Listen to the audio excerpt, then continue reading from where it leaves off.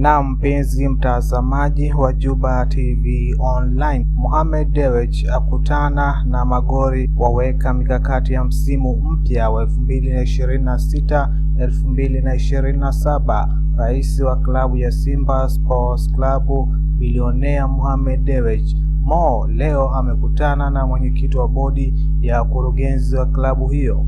Katika kikao hicho maalum kilicholenga kuweka mikakati ya maandalizi kuelekea msimu mpya wa mashindano wa 2026-2027. Katika mazungumzo hayo, Mohamed Dewji alipokea taarifa mbalimbali kuhusu mwenendo wa maandalizi ya Simba Sports Club, hususan mipango ya usajili wa wachezaji wapya pamoja na hatua zilizochukuliwa katika kuimarisha kikosi.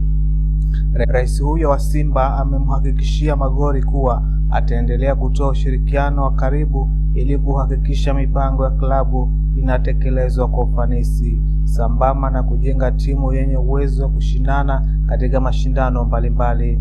Simba imeingia kambini jana kuanza maandalizi ya msimu mpya, ambapo kikosi kinatarajiwa kuelekea nchini Rwanda kushiriki michuano ya kombe la Sekafa, yani Kagame Cup.